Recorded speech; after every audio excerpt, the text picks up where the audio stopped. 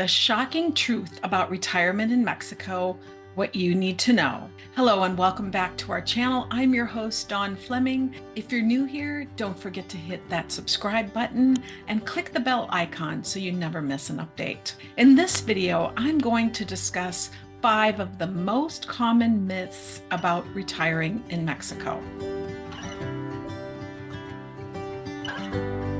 While retiring abroad isn't for everyone, these common misconceptions can prevent some from even considering it as an option. Here are 5 misunderstood topics that we're going to be covering today. Number 1, retiring abroad is expensive. I can't afford it. Number 2, Mexico is a poor, struggling country. Number 3, healthcare outside the United States isn't as good. Number 4, well, foreigners can't own property. And number 5, Mexico isn't safe. Okay, let's go. But before we dive in, you may want to check out this video with 10 controversial financial tips for a secure retirement. Okay, myth number 1, it's too expensive. I can't afford it. As more and more people are starting to realize, perhaps no other financial strategy can reduce your expenses by 50% as effectively as moving abroad. Geo arbitrage is a brilliant financial strategy. It simply means reducing expenses by moving to a lower cost area while maintaining the same level of income. Not only can you substantially up-level your quality of life, it's a super smart long-term financial strategy. Now, housing costs eat up the lion's share of income for most middle-class retirees. Reducing your housing expenses by 50% or more can have a profound economic impact. There's a few stories I want to share with you about this. I spoke with a woman, Becca, a single mom, lives like a millionaire. Earns $100,000 a year from her remote job. She was living in Texas, had lived in Tennessee for a while. 3 girls. She did okay, but certainly couldn't afford to put her girls in private schools, take 3 or 4 vacations a year, hire outside help to help with her household management. She's been able to do all of that and more by moving to Mexico and maintaining that same US level income, but living in really what is a Mexican resort area. Another lady, Cindy, a friend of mine, after a divorce, moved from Malibu, California to Isla Mujeres, a little tropical island where we own a vacation rental home. And she had enough income that would basically pay for a car note in California that covered her rent in Mexico, the same amount. And she had just basically restructured her business to make it 100% remote. She could fly back to the United States, work for 2 or 3 weeks, and earn enough income to pay for 2 to 3 months of living expenses in what used to be her vacation area and is now her home area. Another friend of mine, Diane, retired as a instructor at the University of Texas, San Antonio, where she taught marketing, and she was able to cut her expenses from $5,000 a month in San Antonio to less than $2,000 a month in Mexico. In fact, she shared her entire before and after budget with me, which is published in my book, Claim Your Dream Life, which you can get a link to in the comments. And after 18 months of living there, she met the love of her life, got married to Paul. He was trying to survive on just his pension in Canada and was able to move to Mexico, and they have an amazing life now. There are links in the comments to the full podcast interviews with these smart ladies and Paul, where you can hear their entire story about how much their move impacted their finances. If you decide leveraging geo arbitrage is a part of your retirement strategy, it can mean the difference between having the option to travel the world, live in beautiful places, dine out frequently, and enjoy regular personal services such as massages and cleaning services for far less than what it would take in an average US retiree budget. Okay, let's move on to myth number 2. Mexico is poor with no economic opportunity.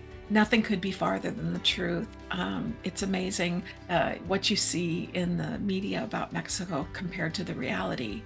Number one, let's talk about GDP growth. Mexico's gross domestic product has been growing steadily. And according to the International Monetary Fund, Mexico's GDP growth rate was a healthy 3.9% in 2022, 3.2% in 2023, and is doing well into 2024 as well. The foreign direct investment, FDI, inflows to Mexico have been robust, which reflects investor confidence in the Mexican economy. You see, Mexico is one of the world's largest trading nations, and the United States-Mexico-Canada Agreement, the USMCA, has further bolstered trade relations, and especially with the United States, but also it's meant increased investment from other nations, such as China, that really want to tap into the North American markets. So they're investing into Mexico and manufacturing facilities and setting up businesses there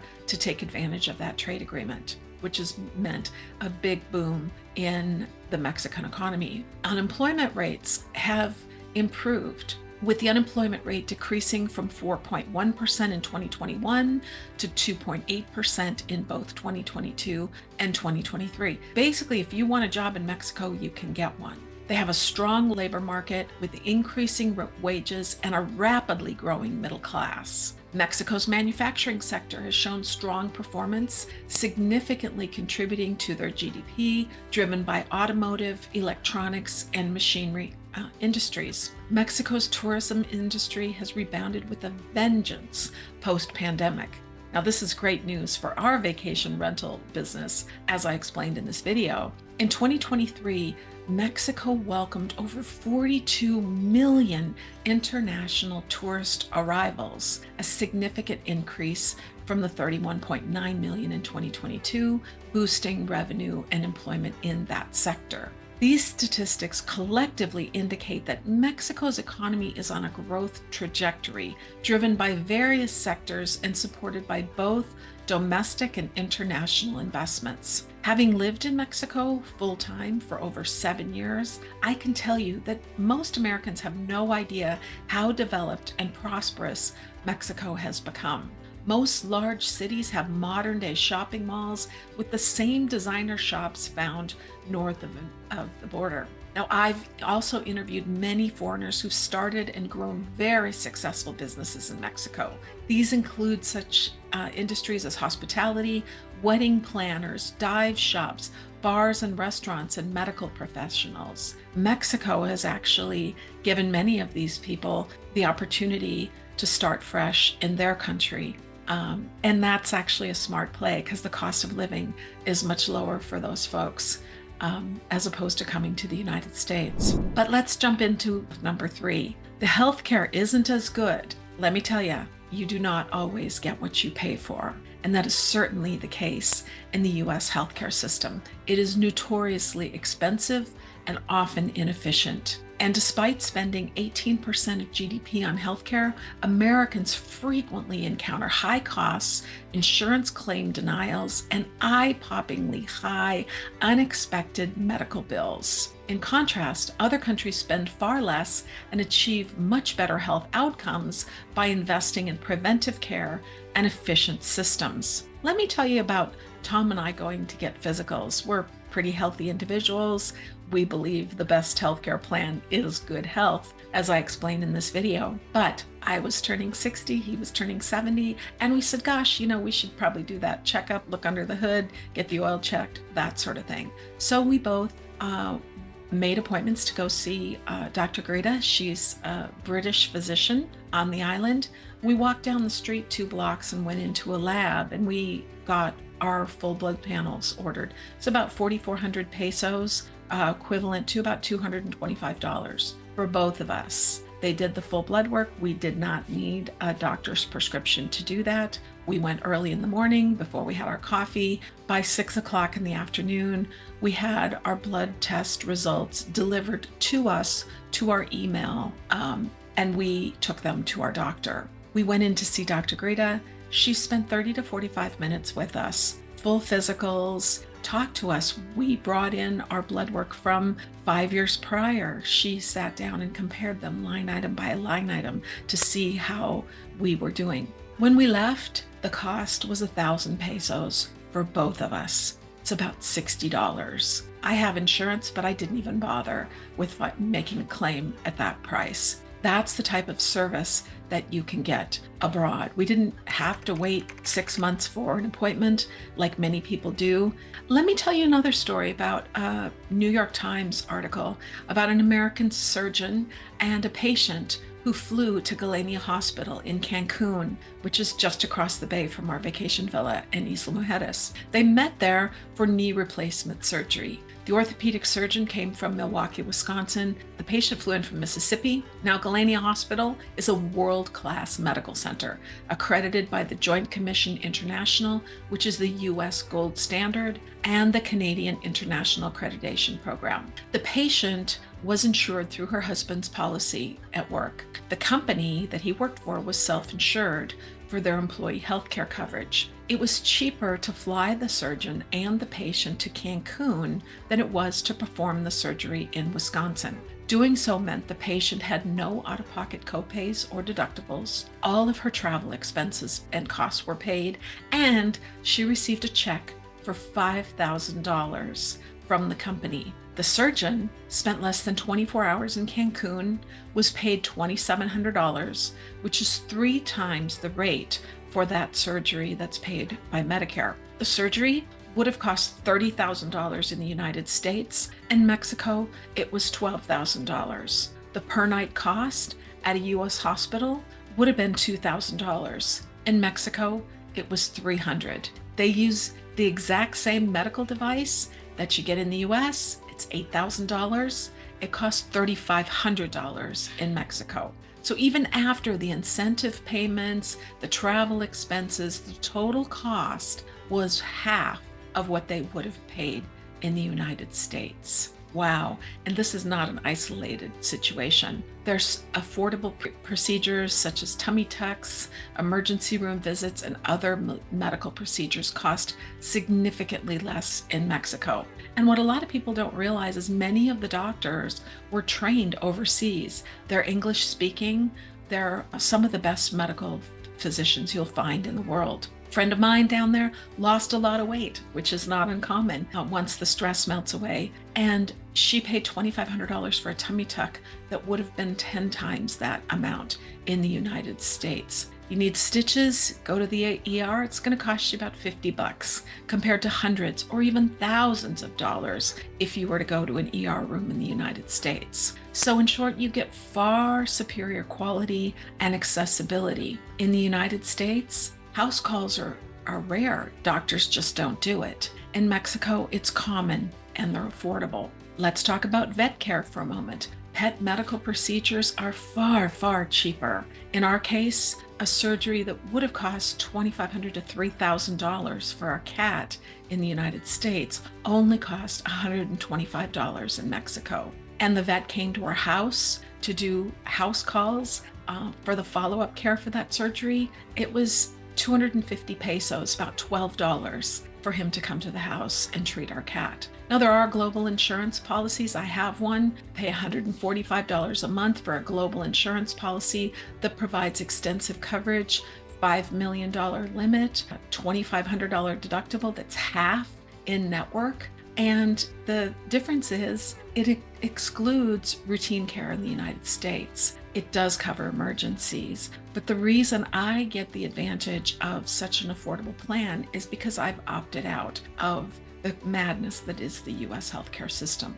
Now, Medicare Advantage plans do cover expatriates and visitors globally. If you travel to another country, it will cover emergency care. And in fact, my husband had to use that due to an 8mm kidney stone, and he had a visit to Star Medica Hospital in Merida. I've never seen such a beautiful, well-run hospital in my life. It was like the Ritz-Carlton of hospitals. And he got the cell phone number from his surgeon. I don't know that that ever happens in the United States. After a few days in the hospital, with amazing care, he was able to get on with his life and not paid virtually nothing out of pocket. Our copay was 3,000 pesos, about $150 they asked us for at the time he was admitted. All right, let's move on to myth number 4. Foreigners can't buy real estate in Mexico, can they? That's false.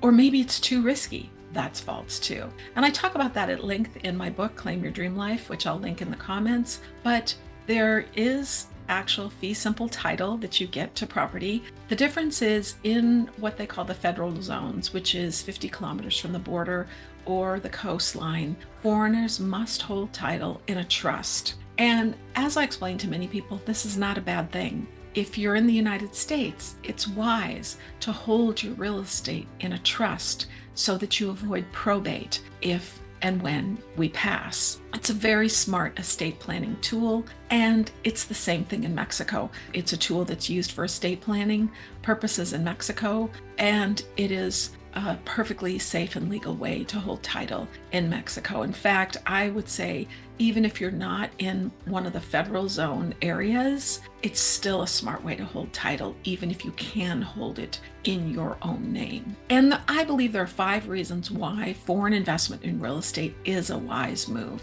Number 1, investment diversification. I always laugh when people say, oh yeah, my advisor has us diversified, meaning it's all in US stocks. That's not a diversification strategy. You're all in paper assets in one country. That's not diversification.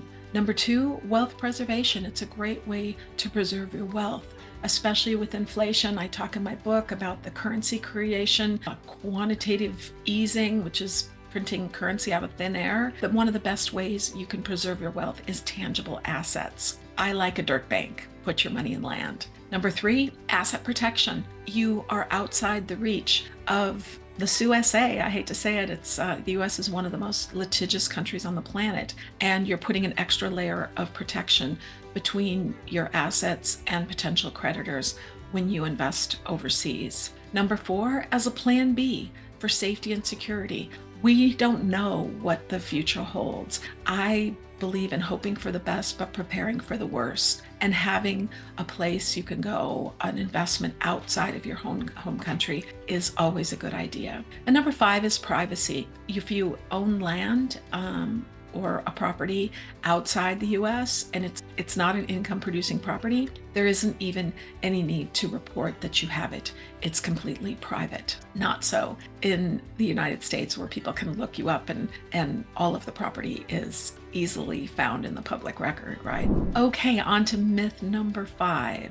Mexico isn't safe.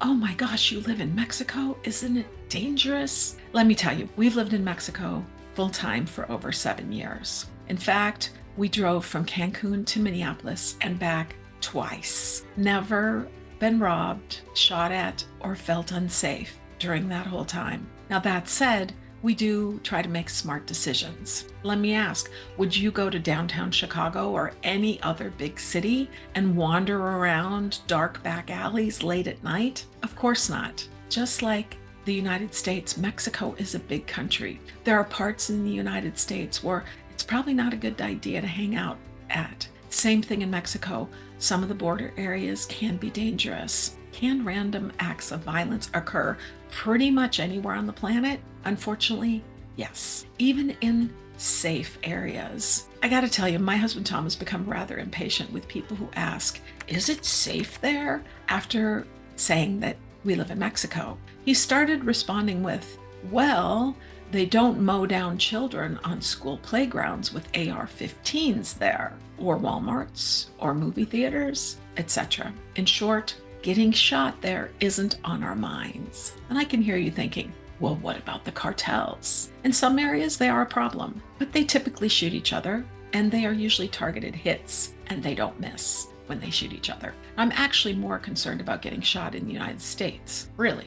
With few exceptions, I tend to avoid large crowded events. In fact, there is a travel alert urging tourists to be vigilant when they travel to the United States. Here's what it says. Amnesty International travel advisory for the country of the United States of America calls on people worldwide to exercise caution and have an emergency contingency plan when traveling throughout the USA. This travel advisory is being issued in light of ongoing high levels of gun violence in the country. Depending on the traveler's gender, identity, race, country of origin, ethnic background, or sexual orientation, they may be at higher risk of being targeted with gun violence and should plan accordingly.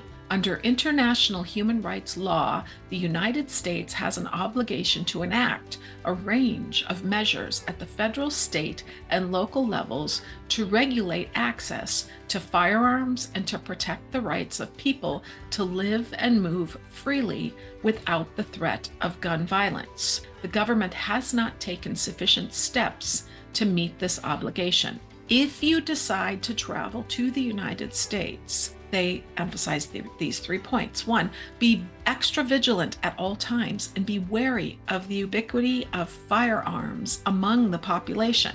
In other words, everyone's packing, right? Avoid places where large numbers of people gather, especially cultural events, places of worship, schools, and shopping malls. 3, exercise increased caution when visiting local bars, nightclubs, and casinos. Now, that's pretty eye-opening. I was shocked, but not really, when I saw that travel alert had been issued. That was back in 2019. But the reality of it is, no matter where you travel in the world, if you want to find trouble, you can. It's easy. Otherwise, be smart and be safe. Thanks for watching. If you found this video helpful, don't forget like, comment, and subscribe for more financial tips and stories. See you next time. Until then, dream big and act on it daily. Bye for now.